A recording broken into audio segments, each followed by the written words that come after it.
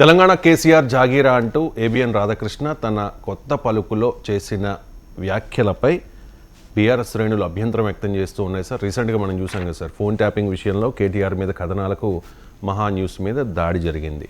So ఇప్పుడు ఈ కొత్త పలుకులో వచ్చిన కథనాలకు ఏబిఎన్ ఆంధ్రజ్యోతిపై దాడులు జరిగే అవకాశం ఉంది అని చెప్పి నిఘా వర్గాల నుంచి పోలీసులకు సమాచారం వచ్చిందట సార్. అందుకే ఏబిఎన్ ఆఫీస్ దగ్గర పోలీసులు అక్కడ మోహరించారు.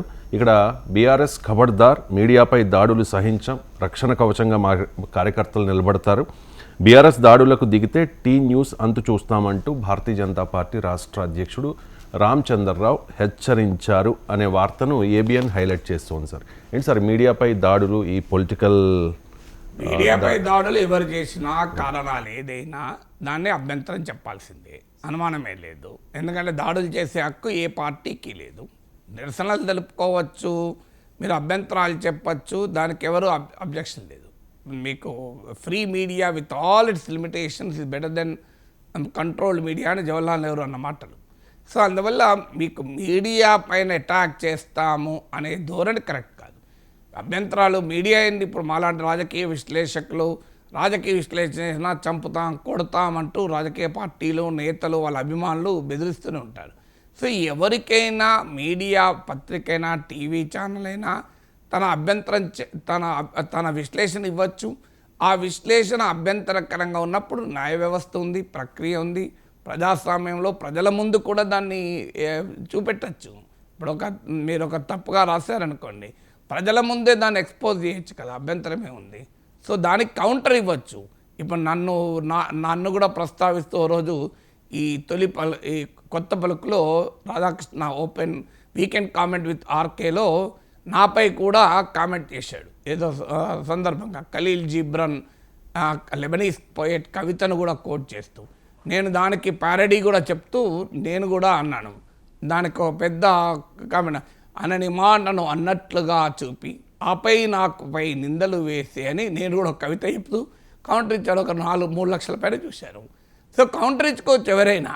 సో కానీ దాడి చేస్తానంటే ఎట్లా? దాడి చేసే హక్కు ఎవరికీ లేదు. కావాలంటే మీరు ప్రజాస్వామ్యంలో ఎక్స్పోజ్ చేయండి, చూడండి. తర్వాత నేను చూశాను కూడా ఆ వీకెండ్ కామెంట్లో రాధాకృష్ణ చాలా బలంగా రాశాడు, పరుషంగా రాశాడు. తెలంగాణని జాగిరా అని అనడం ఏమీ అభ్యంతరకర వ్యాఖ్య కాదు కదా, నిజమే బలుపు అన్నాడు అనుకుంటాను. అయితే అది జర్నలిజంలో అభ్యంతరకరమైన భాష ఏమీ కాదు కదా.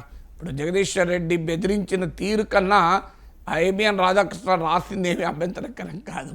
ఏబిఎన్ రాధాకృష్ణ రాసింది, మాట్లాడింది అభ్యంతరకరం అయితే జగదీశ్వర్ రెడ్డి మాట్లాడింది అంతకన్నా ఎక్కువ అభ్యంతరకరం. తెలంగాణలో తింటావా, నువ్వు ఎక్కడ గాలి పీలుస్తావు, ఇలా నువ్వు ఏడు తింటున్నావు అన్నప్పుడు ఈ జాగిరా అన్నాడు. తప్పేముందల్లా. సో అందువల్ల మాటలతో జగదీశ్వర్ రెడ్డి అన్నా తప్పలేదు, రాధాకృష్ణ రాసినా తప్పలేదు. సమస్య ఎక్కడ వస్తుంటే దాడులు చేస్తాం, అది కూడా ఒక రాజకీయ పార్టీ ఉన్న మంది మార్బలం ఒక పత్రికకు ఉండదు కదా. ఆ పత్రిక వెనకాల రాజకీయ శక్తులు ఉన్నాయన్నది బీఆర్ఎస్ వాదన. రాజకీయ శక్తులు వెనకాలన్న ముందు లేరు కదా, రాలేరు కదా. సో అందువల్ల ఒకవేళ ఉన్నరా లేరా అనేది మళ్ళీ రాధాకృష్ణ నా వెనకాల రాజకీయ శక్తులు ఉన్నాయని నాగేశ్వర్ అంటాడా అని మళ్ళీ నెక్స్ట్ సండే కొత్త పలుకులో మళ్ళీ అనొచ్చు. సో కానీ నేను అనేది ఏంటంటే రాజకీయ పార్టీకి ఉన్న బలం ముందు ఒక పత్రిక, ఒక టీవీ ఛానల్కి ఆ బలం ఉండదు, ఓ విశ్లేషకులకు బలం ఉండదు. అందువల్ల మీ బలం రాజకీయ ప్రత్యర్థులపై చూపెట్టండి. మీ బలం రాజకీయ ప్రత్యర్థులు చూపెట్టగానే విశ్లేషకులపైన, టీవీ ఛానళ్ళపైన, పత్రికా సంపాదకులపైన చూపెడితే ఏమొస్తుంది? మీరు కొట్లాడాల్సింది రాజకీయ ప్రత్యర్థులపైన. బీఆర్ఎస్ కొట్లాడాల్సింది కాంగ్రెస్ పైన, బీఆర్ఎస్ కొట్లాడాల్సింది బీజేపీ పైన. రాధాకృష్ణపై కొట్లాడితే, మహాదేవి వంశీపై కొట్లాడితే ఏమొస్తుంది? దానివల్ల ఉపయోగం లేదు కదా. సో నాపై కొట్లాడినప్పుడు ఒక పార్టీ నాయకుడు నేను ఇదే మాట చెప్పాను, నాపై కొట్లాడితే ఏమొస్తుంది? నాతో యుద్ధం చేయడం కాదు, నువ్వు నీ ప్రత్యర్థి కేసీఆర్, ప్రత్యర్థి రేవంత్ రెడ్డి, వాళ్ళతో యుద్ధం చేయడం చాతగా నాతో యుద్ధం చేస్తే ఏమొస్తుంది అన్నాను. సో అంతే కదా ఇక్కడైనా. ఇక మీడియా మరి పోనీ స్వతంత్రంగా ఉందా అంటే అదొక ఛాలెంజ్. మీడియా స్వతంత్రంగా లేదు, అందులో అనుమానం లేదు. మన తెలుగునాట చూస్తే ముఖ్యంగా ఆంధ్రప్రదేశ్లో చాలా స్పష్టంగా మీడియా రాజకీయంగా విడిపోయింది. ఈవెన్ రాజకీయ పార్టీలు ప్రత్యక్షంగా ఓన్ చేసుకునే మీడియా, రాజకీయ పార్టీలు ప్రత్యక్షంగా ఓన్ చేయకపోయినా ఆ పత్రికలు చదివితే మనకు ఎవరికైనా అర్థమవుతుంది, ఆ టీవీలు చూస్తే ఎవరికైనా అర్థమవుతుంది. అదంతా ఎందుకు చంద్రబాబు నాయుడు ఎవరికి ఇంటర్వ్యూలు ఇచ్చాడన్న చూసిన అర్థమవుతుంది కదా. ఈ మధ్య చంద్రబాబు నాయుడు ఇంటర్వ్యూలు ఇచ్చాడు, ఎవరికి ఇచ్చాడు? మీరు కస్మదీయ మీడియాకే ఇచ్చాడు తప్ప ప్రశ్నించే మీడియాకి ఎక్కడైనా ఎవరికైనా ఇంటర్వ్యూలు ఇచ్చారా? మీరు అందుకే గమనించండి, ఆ ఇంటర్వ్యూలకి ఎక్కడా 1,00,000 వ్యూస్ రావడం కష్టమైపోయింది. సో నేను రేవంత్ రెడ్డి ఇంటర్వ్యూ చేస్తే 1 మిలియన్ పైన వ్యూస్ వచ్చాయి. కేటీఆర్ ఇంటర్వ్యూ చేస్తే 3 లక్షల వ్యూస్ వచ్చాయి ఎన్నికల ముందు. మరి చంద్రబాబు నాయుడు ఎంత పాపులరు, మరి ఆయన ఇంటర్వ్యూ చేస్తే ఎందుకు రాలే వ్యూస్ అంటే చూసేవాడికి కూడా తెలుసు ఆ మీడియా సీరియస్ క్వశ్చన్లు అడగదు.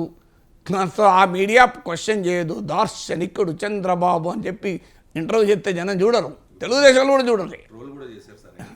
సో మీకు ఉదాహరణ చెప్తాను, మీరు తెలుగుదేశం వాళ్ళు చూసినా ఒక 10 లక్షలు వస్తాయి. మీరు నాకు చూపెట్టండి. ఇప్పుడు మీకు ఈటీవీ నాకు గుర్తున్నంత వరకు మహా టీవీ, TV5, ABNలో వచ్చింది. ఇవి చూడండి మీరు చంద్రబాబు ఇంటర్వ్యూ. నేను చూసిన రోజైతే వేలల్లో ఉండే, పోనీ ఇప్పుడు కొన్ని లక్షలు అవచ్చు, మిలియన్స్లో అయితే లేదు అంతవరకు షూర్. మరి ఎందుకు లేదు? టీడీపీ అభిమానులే మిలియన్స్లో ఉంటారు కదా. అంటే దానివల్ల ఎవరికి లాభం? చంద్రబాబు నాయుడుకు లాభం లేదు, ఈ మీడియాకు లాభం లేదు. నిజంగా ఇంటర్వ్యూలు ఇవ్వాలంటే ఎవరికి ఇవ్వాలి అంటే తను ప్రశ్నించే వారికి ఇంటర్వ్యూ ఇస్తే దానివల్ల ఎక్కువ మంది వస్తారు. నేను రేవంత్ రెడ్డి కేటీఆర్ ఇంటర్వ్యూ చేసినప్పుడు నాకు ఇద్దరూ చెప్పింది ఏంటంటే, సార్ మీరు ఏ క్వశ్చన్ అయినా అడగండి, మీరు మా మొహమాటలు లేకుండా మేము మొహమాటలు చెప్తాను. నాకెందుకు మొహమాటం ఉంటుంది మిత్రులు, నాకు మీ ఇద్దరితో పని లేదు, ఖచ్చితంగా మొహమాటం లేకుండా అడుగుతా అన్నాను. అడిగాను, వాళ్ళు ఎఫెక్టివ్గా సమాధానం చెప్పారు కనుక జనం చూసుకున్నారు. సో అందువల్ల మీడియా కూడా బయాస్ ఉంటే ఆ మీడియా క్రెడిబిలిటీ పోతుంది, ఆ రాజకీయ పార్టీ కూడా ప్రయోజనం ఉండదు. ఇప్పుడు మీకు సాక్షి చూసే వాళ్ళు ఎవరు వైసీపీకి కొత్తగా ఓటర్ కాదు. సాక్షి చూసేవాళ్ళు ఎలాగో వైసీపీ ఓటరే. మీరు ఆంధ్రజ్యోతి, ABN, TV5 చూసే వాళ్ళు ఎవరు కొత్తగా వైసీపీకి వ్యతిరేకం కాదు.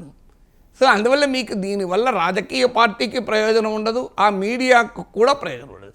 కానీ అన్ఫార్చునేట్లీ రాజకీయ పార్టీలు అలాంటి మీడియా వాతావరణాన్ని కోరుకుంటాయి, మీడియా కూడా అలాగే ఉంటుంది. ఇది మీడియా పాలిటిక్స్ నెక్సెస్ కూడా రాజకీయ పార్టీలు ఇలా రియాక్ట్ అవుతానికి కారణం. ఇప్పుడు జగదీష్ రెడ్డి ఎందుకు రియాక్ట్ అయ్యాడు? ఓ పత్రిక, ఓ టీవీ ఛానల్ అనేది రియాక్ట్ కాలే. ఆయన అభిప్రాయం ఏంటంటే దీని వెనకాల ఎవరున్నారు అన్నది ఆయన క్వశ్చన్. సో దీని వెనకాల రాజకీయ పార్టీలు, రాజకీయ శక్తులు ఉండి మాకు వ్యతిరేకంగా కొన్ని మీడియాలో రాయిస్తున్నారు అనేది ఆయన విమర్శ.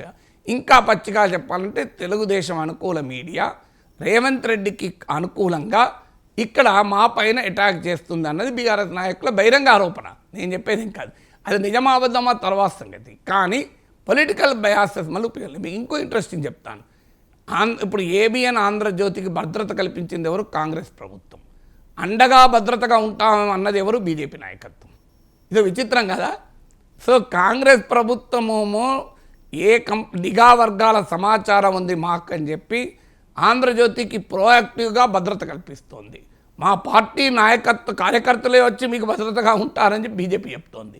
ఇంకో అడుగు ముందుకేసి మేము అవసరమైతే న్యూస్ పైన అటాక్ చేస్తామని బీజేపీ అంటోంది. అంటే భారతీయ జనతా పార్టీ ఎందుకు ఆంధ్రజ్యోతికి సైన్యంగా మారిపోతుంది? ఆంధ్రజ్యోతిని రక్షించే భద్రతా వలయంగా ఎందుకు బీజేపీ మారిపోతుంది? కాంగ్రెస్ పార్టీ ఏమో ప్రభుత్వంలో ఉంది కనుక ఎవరికైనా అందులో మీడియాకు దాడి జరుగుతున్న అనుమానం ఉంటే భద్రత కల్పించడం వాళ్ళ డ్యూటీ. అది పోనీ అట్లా అనుకుందాం. మధ్యలో బీజేపీ ఏంటి అంత టీడీఎస్ పైన మేము అటాక్ కూడా చేస్తాం అనే స్థాయికి వస్తున్నారంటే ఆంధ్రజ్యోతి తరఫున బీజేపీ ఎందుకంత పోరాడుతోంది? ఈ ప్రశ్నకు ఆన్సర్ ఉండాలి కదా. దీనికి రీజన్ ఏంది? దీని వెనకాలన్న రాజకీయపరమైన అర్థం ఏంటి? మీకు ఆంధ్రప్రదేశ్లో బీజేపీ, టీడీపీ కూటమిగా ఉండడమే కారణమా? లేదా బీఆర్ఎస్ వర్సెస్ ఆంధ్రజ్యోతి రాధాకృష్ణగా నడుస్తోంది కనుక అందులో మనం బీఆర్ఎస్కు వ్యతిరేకంగా ఉన్న వాళ్ళు మా మిత్రుడనా? ఒక రాజకీయ పార్టీకి ఇందులో ప్రమేయం ఏముంది? సో రాజకీయ పార్టీకి సంబంధం ఏముంది ఇందులో? అది ఒక పాత్రికేయుడు రాసిన విశ్లేషణ, ఒక రాజకీయ పార్టీ పైన విశ్లేషణ.